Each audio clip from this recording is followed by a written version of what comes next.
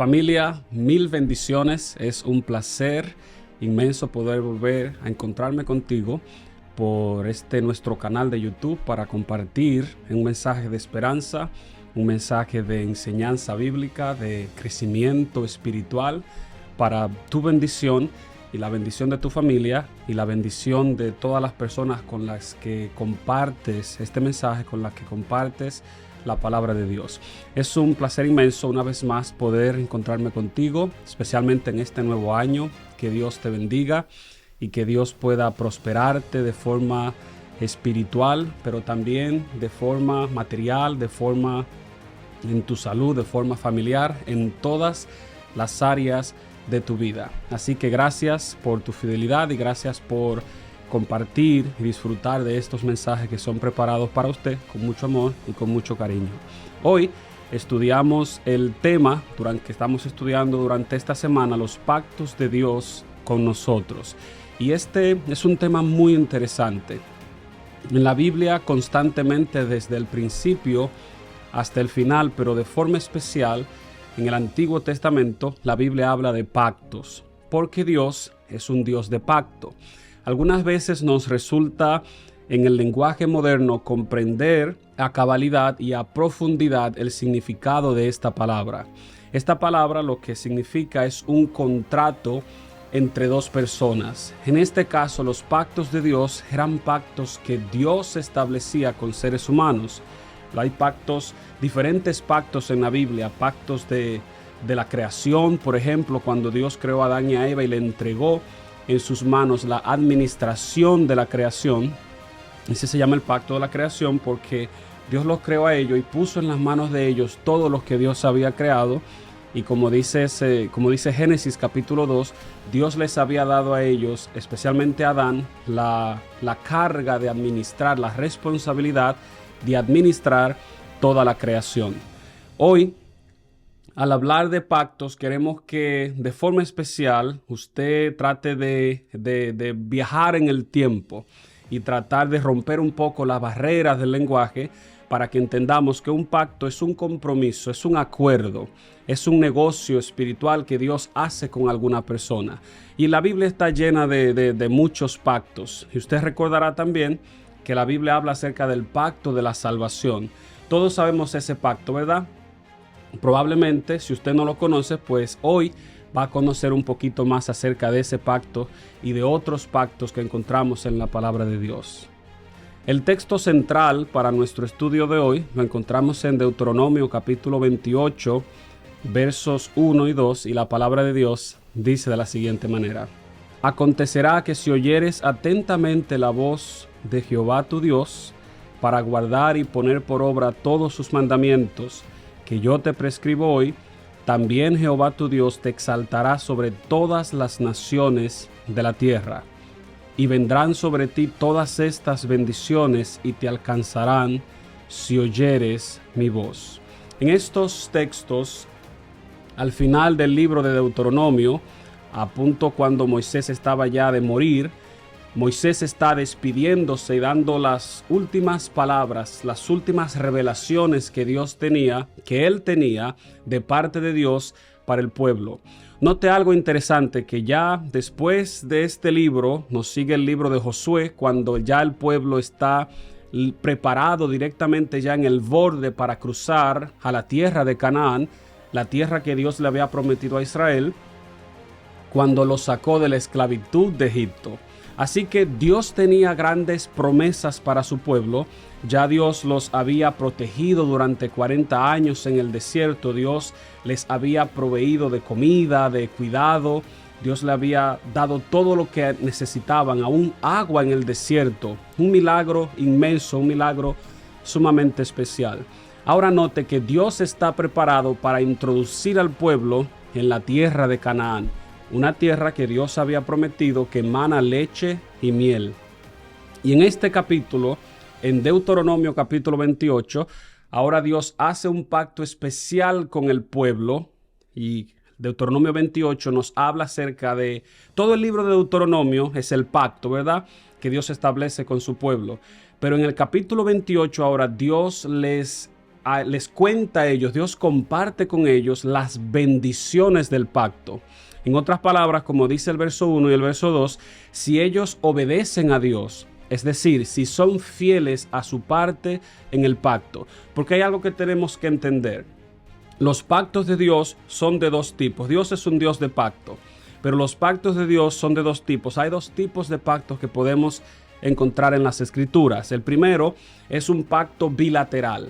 Ese pacto bilateral es cuando Dios establece un pacto entre Dios, la primera persona, y la segunda persona.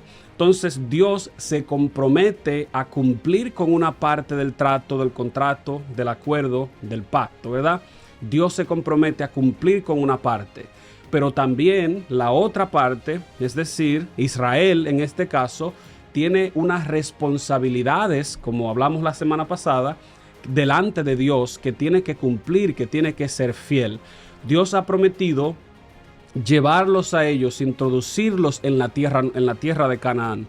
Ahora, la responsabilidad de ellos es ser fiel a los mandamientos que ya Dios le dio. Tener un solo Dios, no adorar imágenes, no tomar el nombre de Dios en vano. Deben guardar el cuarto mandamiento, que es guardar el día de reposo para Dios, y deben guardar los demás mandamientos que tienen que ver con el trato hacia los demás, hacia el prójimo. No matarás, no hurtarás, no dirás falso testimonio, honra a tu padre y a tu madre y no codiciarás cosa alguna de tu prójimo. Entonces el pueblo tenía una gran responsabilidad delante de Dios. El pacto había sido establecido en Sinaí. En el libro de Deuteronomio se hace una ratificación de ese pacto, es decir, se hace una confirmación de ese pacto y Dios está dispuesto a decirle y a enseñarle a su pueblo las grandes bendiciones que Dios tiene disponible para ellos si ellos son fieles a Dios. El segundo tipo de pacto es un pacto unilateral. Es un pacto donde Dios establece un pacto con el pueblo, con una persona, pero el único que necesita actuar en ese pacto es Dios, porque la otra parte no tiene ningún poder, no tiene nada que ofrecer delante de Dios. Pero es interesante, hermanos, que recordemos que lo más importante de los pactos es que Dios es la parte interesada. Dios es la parte más interesada y Dios es la parte que inicia el pacto. Nosotros no andamos buscando a Dios. Dios anda en busca de nosotros. Nosotros no nos creamos a nosotros mismos ni creamos a Dios. Dios nos creó a nosotros. Nosotros caímos en pecado y nos apartamos de Dios y constantemente huimos de Dios. Es Dios quien constantemente anda en busca de ti. Naturalmente, a ti y a mí, a nosotros no nos interesa tener una relación con Dios. Es un trabajo que hace el Espíritu de Dios en nuestras vidas de convencerte de pecado, de convencerme a mí de pecado, y de esta forma entonces Dios llama nuestra atención por medio de la obra de su Espíritu Santo en nuestras vidas. El pacto más importante que hay en toda la Biblia es el pacto de salvación. Por ejemplo, 1 de Juan 5, verso 13 dice lo siguiente: estas cosas os he escrito a vosotros que creéis en el nombre del Hijo de Dios, para que sepáis que tenéis vida eterna, y para que creáis en el nombre del Hijo de Dios. Usted nota que en este caso Juan está dirigiéndose a su iglesia, a aquellos que han aceptado a Jesús, recordándoles a ellos que hemos hecho un pacto de salvación con Dios y la vida eterna solamente la encontramos en Cristo. El único lugar donde podemos encontrar vida eterna, vida en sí misma, vida plena, es en Jesús. Porque Jesús es la fuente de la salvación. Y dado que nosotros hemos hecho ese pacto con Dios de vida y salvación, entonces tenemos que recordar ser fieles. Él es quien inicia la salvación. Él fue quien murió por nosotros. Ya Cristo hizo su parte. Lo repito de nuevo. La parte de Cristo era morir por nosotros. Algo que nosotros no podemos hacer. No podíamos hacer por nosotros mismos. Ahora, nuestra responsabilidad, tu parte, es vivir para Cristo. Dios no te pide que mueras por Él. Dios te pide que vivas para Él. Y eso es muy importante con respecto a la salvación. porque no hay sacrificio que nosotros podamos hacer que pueda comprar o pagar el precio de nuestra salvación. Lo que Dios espera de ti no es que mueras por Él, sino que vivas para Él. Por eso Él murió por ti, para que tú vivas con Él. Mateo capítulo 7, versos 13 y 14 dice lo siguiente también: entrad por la puerta estrecha, porque ancha es la puerta y espacioso el camino que lleva a la perdición, y muchos son los que entran por ella. Verso 14, porque estrecha es la puerta y angosto el camino que lleva a la vida, y pocos son los que la hallan. Si usted nota, nos está hablando acerca de la escasez de la salvación en el mundo, porque no hay ninguna salvación en el mundo. Es una puerta estrecha, y esa puerta estrecha es Jesús.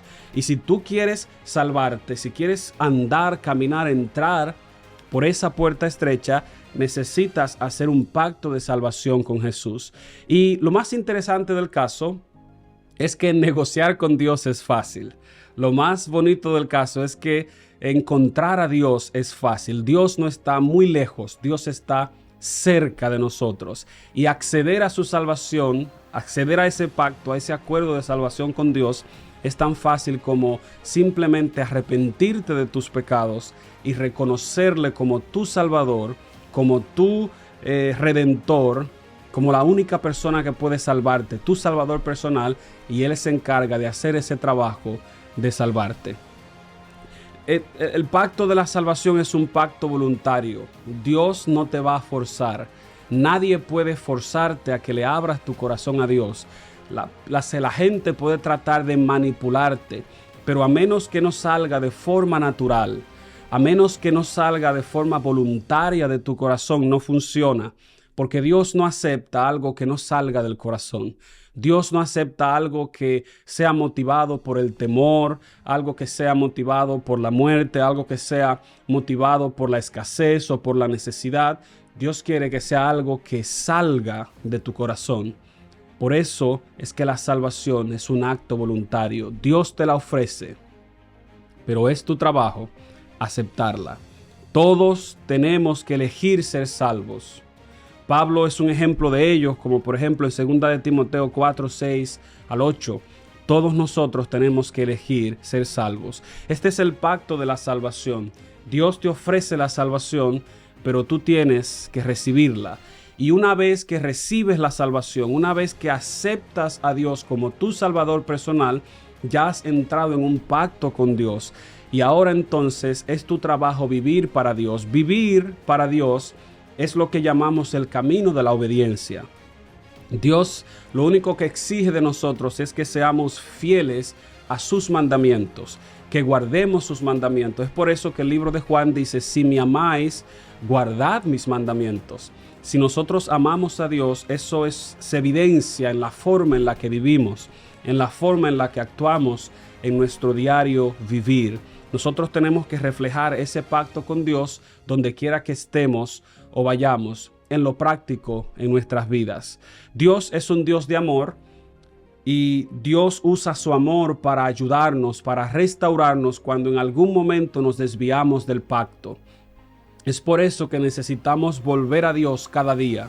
Es por eso que tienes que buscar la presencia de Dios cada día, de mañana en oración, en el mediodía, en la tarde, a cualquier hora, a cualquier momento. Dios siempre está dispuesto para que puedas y Dios pueda contigo también recordar ese pacto. Es por eso que la palabra de Dios está tan llena y tiene tantas promesas tan lindas que nos aseguran la fidelidad de Dios, para que nosotros nos llenemos de ánimo y de fuerza y de motivación para seguir siendo fieles a Dios. Es interesante que, volviendo al libro de Deuteronomio, nosotros encontramos este llamado de Dios a que seamos fieles, a que seamos fieles. Si usted nota, Dios te da las evidencias, las promesas de Dios son el seguro, la aseguranza de que Él va a ser fiel. Lo que Dios te promete es la evidencia de que Él va a ser fiel. Ahora es tu trabajo también responder con fidelidad a ese llamado divino.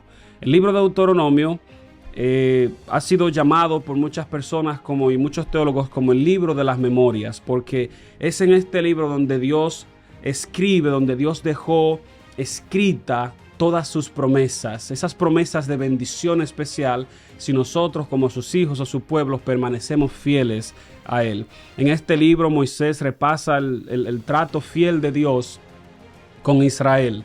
También relata los viajes desde el monte Sinaí hasta el límite de la tierra. Y también relata cómo el pueblo se rebeló contra Dios, pero cómo Dios mostró misericordia a favor del pueblo. Pero el enfoque principal del libro de Deuteronomio es el consejo de Dios a obedecer y de recibir sus bendiciones. Dios quiere que obedezcas y que recibas sus bendiciones. Es por esto que si extraemos un poco de las promesas que Dios le hace a sus hijos, por ejemplo, Deuteronomio 28, 3 y los siguientes versos nos dicen lo siguiente. Si nosotros somos fieles a Dios, dice aquí, bendito serás tú en la ciudad y bendito serás en el campo. Bendito será el fruto de tu vientre, el fruto de tu tierra, el fruto de las bestias, la cría de tus vacas y los rebaños de tus ovejas. Benditas serán tu canasta y tu arteza de amasar. Bendito serás en tu entrar y bendito serás en tu salir. El verso 7 dice lo siguiente. Jehová derrotará a tus enemigos que se levantaren contra ti. Por un camino saldrán a ti y por 7 caminos huirán delante de ti. Verso 8. Jehová te enviará su bendición sobre tus graneros y sobre todo aquello en que pusieres tu mano, y te bendecirá Jehová tu Dios en la tierra que Jehová tu Dios te ha dado. Y los versos siguen, el capítulo sigue hablando de tantas bendiciones, pero como de una forma así para encerrarlo todo, dice uno de los versos, el verso 6, bendito serás en tu entrar y en tu salir. Y el 7 y 8 dicen, todo lo que tocare tu mano será bendecido por Dios. Note que ese tipo de bendición es una locura pensar en la magnitud de lo que Dios le promete a sus hijos, lo que Dios le prometió a Israel. Y Dios lo cumplió en el reinado de David, en el reinado de Salomón. Dios le dio riqueza, Dios les dio sabiduría inmensa que el mundo entero fue a visitar para ver y conocer todo lo que Dios había hecho por este pueblo. Si Dios lo hizo por Israel y si Dios lo ha hecho por otras personas, si Dios lo ha hecho conmigo, Dios también puede hacerlo contigo. Dios es un Dios de bendición.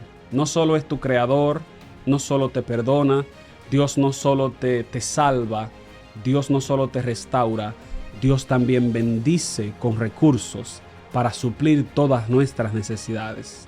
Dios es un Dios fiel. Y Dios conoce tus necesidades, Dios sabe cuando tienes hambre, Dios sabe cuando estás enfermo, Dios conoce todo lo que te rodea. Deuteronomio 30, del verso 11 al 14, Dios les recuerda una idea básica a su pueblo. Los mandamientos que Dios nos da, lo que Dios espera de nosotros, no es nada difícil. Dios no ha puesto su mandamiento en el cielo, muy alto, de forma que no puedas alcanzarlo. Dios lo ha puesto, dicen esos versos, en nuestro corazón. Su palabra está en nuestro corazón, ahí cerquita, escrita en su libro, en su palabra, para que tú puedas disfrutar de ella y para que puedas acceder a ella, pero también para que puedas comprenderla y para que puedas guardarla en tu corazón. Hay otro consejo que Dios nos da en Proverbios capítulo 3, verso 1 al 10, y dice lo siguiente. Es un consejo muy especial, es un consejo de sabiduría. De hecho, el libro de Proverbios es considerado como el libro de la sabiduría, de las instrucciones, de la consejería para nosotros. No voy a leer todos los versos, pero algunos de los versos dicen lo siguiente. Dado que Dios es fiel, dado que Dios es tan bueno, dado que Dios nos promete tanto, el verso 9 y 10 dice lo siguiente. Honra a Jehová con tus bienes y con las primicias de todos tus frutos, y serán llenos tus graneros con abundancia, y tus lagares rebosarán de mosto. Es como una continuación de lo que dice Deuteronomio capítulo 28. Pero acá en Proverbio se nos aconseja, se nos recomienda para nuestro bienestar, que en ese pacto que tenemos con Dios, que no dejemos a Dios en último lugar, que no dejemos a Dios en segundo lugar, sino que honremos a Dios con la primicia de nuestros frutos. Si usted ve, Dios está dispuesto a dárnoslo todo. Dios está dispuesto a bendecirte con la vida. Dios te creó, te dio vida, te dio salud, te dio energía, te dio fuerza. Si recuerdas, la semana pasada hablamos acerca de los recursos que Dios ha puesto en nuestras manos. Son innumerables. Y al mismo tiempo, como Dios está dispuesto a darte tanto, Dios no espera menos de nosotros. Somos simplemente administradores de todo lo que Dios nos ha dado: la vida, la salud, los recursos, las finanzas, la familia, el tiempo, los talentos, la inteligencia. Somos administradores de todo eso, y Dios espera que nosotros lo pongamos a Él en primer lugar de todas nuestras cosas. Es por esto que, de forma especial, hablando acerca de todo lo que tenemos, pero de forma especial de nuestros recursos, la Biblia dice: honra a tu Dios con tus bienes y con las primicias de tus frutos. Estamos viviendo en un mundo hoy cada vez más consumista, cada vez más caro, cada vez más difícil de vivir por el alto costo de la vida. Pero nada de estas cosas son excusas para nosotros dejar a Dios en último lugar. Y se está convirtiendo en un problema, en un obstáculo en la fe de muchas personas, poner a Dios en primer lugar con las primicias de sus finanzas, con las primicias de sus bienes. Pero es interesante notar que la fidelidad a Dios es un acto espiritual. Es una señal de fe y de dependencia constante de Dios. Porque es en los tiempos, si en los tiempos buenos solamente somos fieles y en los tiempos malos pues nos desviamos, pues entonces Satanás cumplirá su objetivo de traernos tiempos malos para que nosotros nos apartemos de Dios. Por eso es que el llamado es a que no importa el tiempo, el día o las circunstancias, tú puedas serle fiel a Dios. Tú puedas honrar a Dios con tus bienes y con las primicias de tus frutos. Dios nos pide esto porque Dios quiere una vez más que lo pongamos a Él en primer lugar. Segundo, que le demos reconocimiento de su dominio sobre todas las cosas. Tercero, que demos una demostración de nuestra fe en Dios y de nuestra dependencia de Él. Y es aquí el punto más importante. Honrar a Dios y serle fiel a Dios con nuestras finanzas, darle la primicia a Él, es realmente una muestra de fe, porque es una muestra de dependencia completamente de Él. Tu vida no depende de tu finanza o de tu sueldo o de un cheque. Tu vida depende de Dios. Y si tu vida depende de Dios, pues entonces vas a mostrar eso con todo lo que llegue a tu vida, con tu salud, con tu tiempo. Hay gente que no tiene tiempo para Dios. Hay gente que no usa sus talentos para Dios. Hay gente que no usa su cuerpo para honrar a Dios, ni su mente, ni su voz, ni su boca, ni nada de lo que tiene lo usa para honrar a Dios. Simplemente cree en Dios y punto. Pero eso no honra a Dios. Dios espera que de tu tiempo lo pongas a Él en primer lugar. Que el uso de tus talentos, de tus capacidades, sea primariamente para honrarlo a Él. Y Dios también espera que con tus finanzas tú puedas honrarlo a Él. Hoy vas a escuchar muchas teorías, vas a escuchar muchas excusas, vas a escuchar muchos argumentos en contra de esto. Pero tú tienes que decidir si vas a escuchar argumentos humanos, estrategias humanas, manipulaciones humanas, o vas a escuchar el consejo que Dios te ha dejado en su palabra.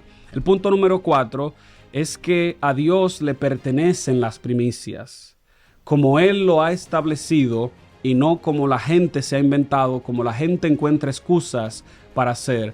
Tenemos que honrar a Dios con lo que Él nos ha dado. Y es aquí donde llegamos al tema del diezmo. Y cuando hablaba ahorita de que se ha vuelto muy controversial por los gastos de la vida, por excusas, por manipulaciones, por extorsiones, Y es verdad, en muchas iglesias, muchos pastores, muchos apóstoles han estafado a muchas personas. Sin embargo, una cosa no excusa a la otra. Está el uso correcto de los recursos para el avance de la obra de Dios y está el abuso que hacen muchas personas. El abuso no excusa el mandamiento. El abuso, las estafas no excusan la voluntad de Dios, nuestra obediencia a la voluntad de Dios. Primer punto que quiero tratar aquí es que existe una conexión espiritual entre la práctica del diezmo y nuestra relación con Dios. No, creer que puedes tener una relación espiritual con Dios donde tú pones las reglas de esta relación espiritual es algo que la Biblia nos dice que es imposible. Si queremos tener una relación espiritual con Dios, pues entonces es Dios quien pone las reglas. Y en este caso, como es el pacto de Dios, nota que no es nuestro pacto con Dios, es el pacto de Dios con nosotros. Dios ha prometido bendecirte y darte. Ese es el principio básico. Si Dios no te da nada, pues tú no estás obligado a devolverle nada a Dios. Tú estás obligado a devolverle a Dios las primicias de lo que Él te da. Así que nota que Dios está cumpliendo su parte. Porque si Dios te da, tu responsabilidad es devolverle a Dios de lo que Él te ha dado. Y es aquí donde encontramos el ejemplo de los israelitas. Ellos prosperaban cuando obedecían a Dios y cuando eran fieles y devolvían lo que a Dios le pertenecía. Al contrario, cuando no le eran fieles a Dios, pues experimentaban necesidades y escasez. Y hay un libro completo en la Biblia que habla sobre esto. Por ejemplo, el libro de Malaquías es un ejemplo especial de esto. Y hay unos versos que aparecen aquí que son intrigantes, son realmente interesantes, porque mira lo que dice el libro de Malaquías, capítulo 3, verso 8 al 10.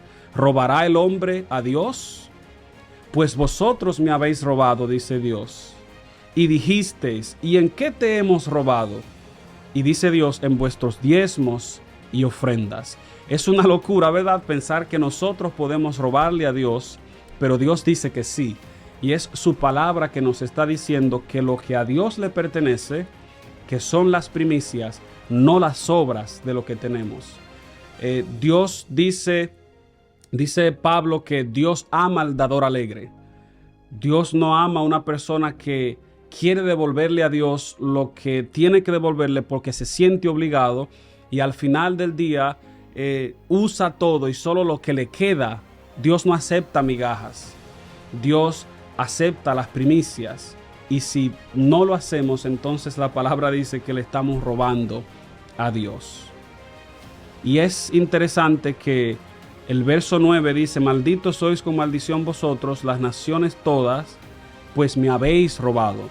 Y el verso 10 dice, traed todos los diezmos. Es un desafío, el verso 10. Pero note que, bueno, antes de leer el versículo, note que es un desafío lo que Dios planta. Y al mismo tiempo, Dios da una promesa con el desafío. El verso 10 dice, traed todos los diezmos al alfolí y haya alimento en mi casa. Y probadme en esto, dice Jehová, a ver si no abro las ventanas del cielo, de los ejércitos del cielo, y abriré las ventanas del cielo y derramaré sobre vosotros bendición hasta que sobre y abunde. Dios es un Dios fiel y Dios ha hecho todo lo posible para bendecirte y Dios te bendecirá. Así que ponle a Él en primer lugar en tu vida y dale ese espacio que Dios se merece porque Dios lo espera. La palabra de Dios ha hablado y la palabra de Dios nos seguirá enseñando en las próximas semanas un poquito más acerca de su palabra. No permitas que la gente te engañe, te manipule, te extorsione, sino que vea la palabra de Dios para que la palabra de Dios te enseñe lo que Dios ha dejado en ella. Y es por eso que Mateo 6:33 dice, buscad primero el reino de Dios y su justicia y todo lo demás será añadido. Hoy es un día bonito para que recordemos acerca de las bendiciones de Dios, para que meditemos en su palabra y para que al mismo tiempo nosotros podamos poner a Dios en primer lugar para que seamos fieles a nuestra parte en el pacto que Dios ha establecido contigo, conmigo y con todos nosotros. Hoy es un día bonito para recordar que el pacto más importante es un pacto de salvación. Y Jesús murió por ti, y tu parte ahora en este pacto es tú vivir para Él. Que Dios te bendiga.